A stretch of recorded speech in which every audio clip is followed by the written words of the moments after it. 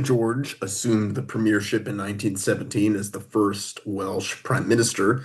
British performance in the war had been faltering, and reforms needed to be enacted quickly to ensure the Allies could win. George decided to project unity by forming a bipartisan coalition war cabinet to ensure everyone in government was rowing in the same direction. This coalition became referred to as the Garden Suburb, since a large number of temporary tents were erected in the backyard of the Prime Minister's residence, which were used as temporary workspaces to facilitate frequent on-demand cabinet planning sessions.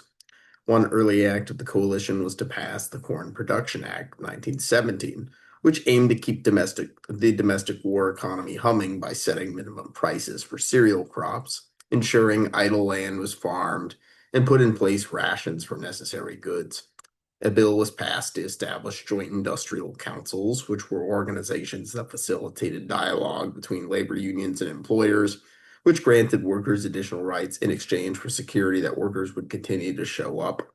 Regarding the battlefield, the coalition attended the Calais Conference in 1917 to discuss with the French to come to an agreement where British soldiers would be placed under the control of French General Robert Nivelle to provide cohesion while they fought alongside each other in northern France. While British leaders agreed to this, the top generals of the British Army objected to handing over their control, and a compromise was reached where the British generals would still have a say in the planning and execution. The since named Nivelle Conference was a failure, partially due to the British military leaders' resistance to an Allied central command. While George recognized that helping the French stave off the German invasion was the most pressing issue of the war, he saw the greatest potential for British gains after the conflict to occur in the Middle East. He saw the future of the region as the destruction of the ailing Ottoman Empire, which would then be replaced by colonial territories administered by the UK and her allies. Ultimately, he saw the capture of Jerusalem and its many holy sites as the best way for Britain to project soft power across the globe. In October of that year, George ordered British soldiers to be deployed to Palestine to help the allied Egyptian forces, which had struggled to push forward their offensive against the Ottomans. The Battle of Beersheba saw the British win control over the territory of Palestine. Following this victory, former Prime Minister Arthur Balfour, who is now a member of the coalition, wrote the infamous Balfour Declaration, which publicly stated Britain's intent to help European Zionists establish a new homeland in Israel. The British public, especially the Liberal Party, felt bad for European Jews and the many brands of persecution they faced, and thus it was politically popular to support Zionist causes. Further, the Liberals were supported by the powerful Jewish financier Lord Rothschild, who would personally champion the Zionist cause. By the start of 1918, the Russian Revolution had caused the Russians to remove themselves from the fight, causing the Triple Entente to crumble with their exit. Italy, another ally, had been unable to push Austria-Hungary out of northern Italy and were largely defeated. These twin blows made it apparent to the British Army that they needed American troops to win the war. George was able to convince American President Woodrow Wilson to formally enter the fight by outlining the shared goals of a post-World War or a post-war world, which included destroying Austria-Hungary, taking back and returning Alsace-Lorraine to France, and the creation of a post-war global governing body, which would become the League of Nations. To help plug the gap in manpower, George passed a law in 1918 that would authorize Irishmen to be drafted, something which was never enforced due to the massive uproar it caused on the smaller island. Some relief was achieved in the domestic labor market with the implementation or importation of 140,000 Chinese laborers to Britain to help alleviate the shortage. Despite these efforts, General Frederick Maurice went before Parliament to claim that George's government was lying about the number of troops deployed to the Western Front, a claim supported by Herbert Henry Asquith, who tried to regain his prestige by debating George but lost, further dividing the Liberals but cementing George's position as a bipartisan leader. The one silver lining for the British and their lack of troops was that the desperation forced them to innovate, and by 1918, several domestic manufacturers had developed prototypes of a new British invention, the tank. The armored vehicle could be equipped with machine guns and be used to cut through barbed wire and cross the deadly no man's land of the Western Front. By August of that year, the Americans landed in Europe ready to contribute, and thus the remaining Allies began the Hundred Days Offensive to push the Germans back and force a surrender.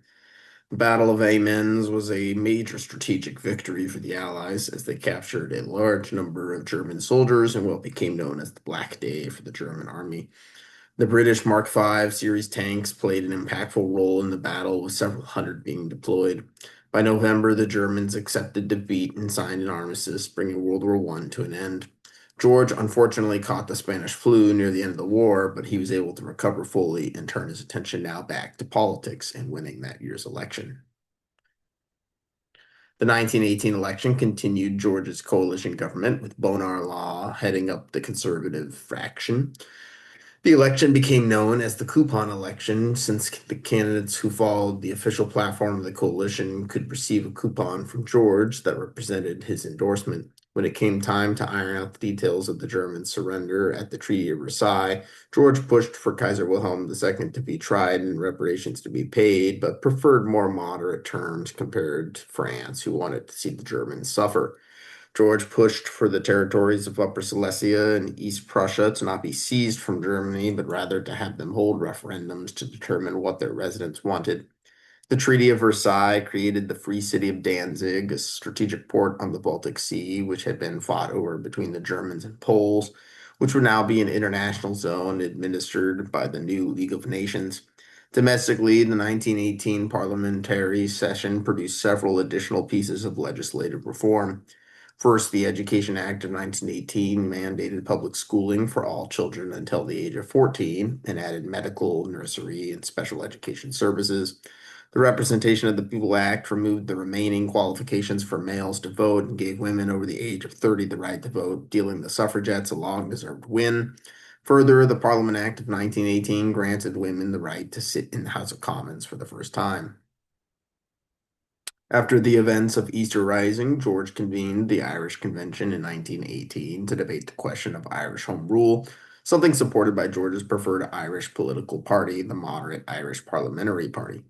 Due to outrage regarding the failed conscription effort, many Irish moderates left the party and joined the radical Sinn Féin party, declaring an independent Ireland the following year.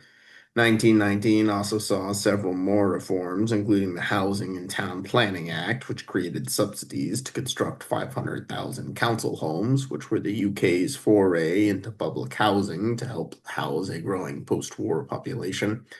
The related Land Settlement Act further provided farmland to British veterans who fought during World War I as compensation for their service. The Sex Disqualification Act made it illegal to discriminate within the workplace on the basis of gender. Lastly, after witnessing the calamity that can be caused by a global pandemic, the National Ministry of Health was established that year to help the government be better prepared to fight infectious diseases. Terms of peace that were discussed at Versailles continued on the following year at the San Remo Conference in northern Italy, where the attention turned now to what should be done to the now defeated Ottoman Empire. The Ottomans' former territories in the Middle East were split into several smaller territories, with the new territories of Mandatory Palestine and Transjordan going to the UK, while Mandatory Syria and Lebanon went to France. The British also had plans to acquire Mandatory Mesopotamia, which is roughly equal to modern-day Iraq, but instead opted to sign the Anglo-Iraqi Treaty, which gave the Iraqis autonomy in their domestic affairs in exchange for the British having control over their foreign policy. The year 1920 also saw the passage of several important pieces of legislation, including the Blind Persons Act, which provided welfare services to the blind, the Unemployment Insurance Act, which removed previous qualifications and created a weekly stipend system, and the Agriculture Act, which provided that farmers receive a minimum wage. Near the tail end of 1920, a global recession occurred following the end of World War I, and as a result, many conservatives left the coalition to form a new party called the Anti-Waste League. The pressure from the Anti-Waste League from the right forced the conservatives to roll back much of the recently enacted welfare, with the effort led by the politician Eric Geddes. The cost-cutting measures resulted in £76 million being slashed from the budget in what became known as the Geddes Acts. To add further complications to the present economic position, the newly proclaimed Irish Republic claimed the entirety of the island as their own, beginning the Irish War of Independence. The Republic formed an army, the Irish Republican Army, commonly referred to as the IRA. The war began with a confrontation called the Solo Headbag Ambush, where IRA soldiers attacked four British soldiers stationed in Ireland who were transporting explosives, causing their vehicle to explode, killing them. That same day, Sinn Féin drafted and signed a Declaration of Independence and formed an independent parliament to be called the Revolutionary Dáil. The British soldiers who were stationed in Ireland were known as the Royal Irish Constabulary, who ended up losing control over most of the island, forcing them to retreat back to Ulster.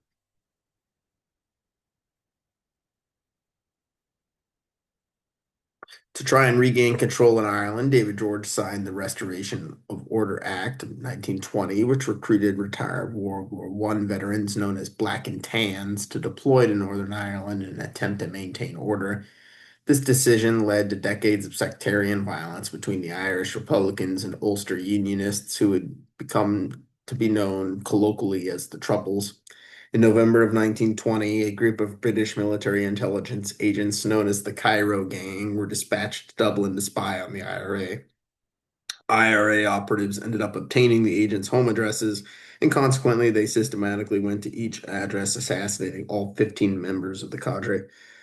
The Black and Tans retaliated by going to a Gaelic football match and opening fire into the crowd, killing 14 Irish spectators. A week later, the IRA retaliated themselves with the Kilmichael ambush, resulting in the killing of 16 Black and Tan soldiers in Cork. The Black and Tans then responded in kind the next month by burning down the entirety of Cork city centre. To try and clamp down on the ever-escalating violence, George passed the Government of Ireland Act of 1921, which partitioned the island into Irish Catholic and Ulster Protestant sections.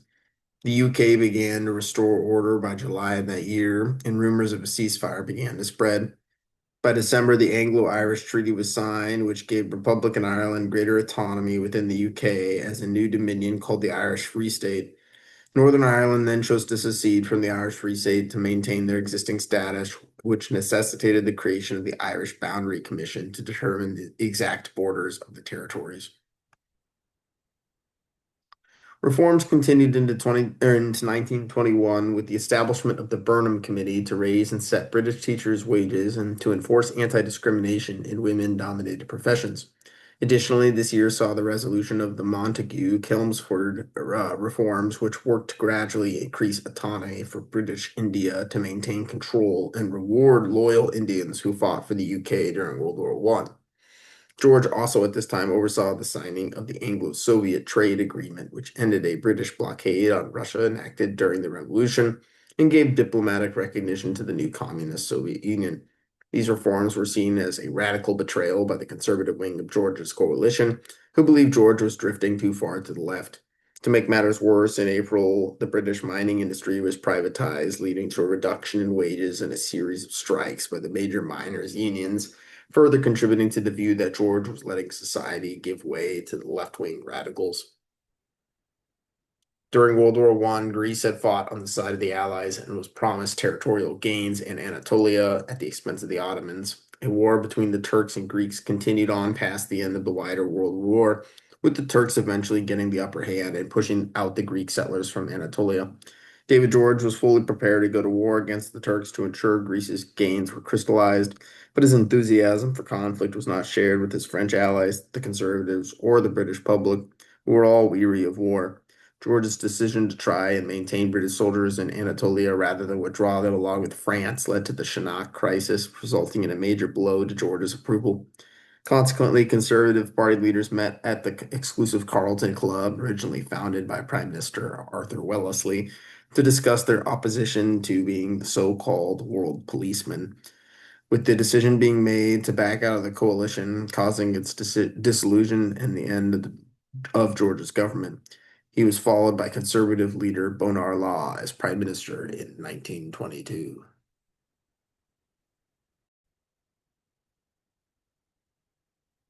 At the time of Bonar Law's ascension, the issue of outstanding World War I debts was front and center. The UK owed the United States $4.37 billion and in turn was owed four times that amount from the likes of France and Italy.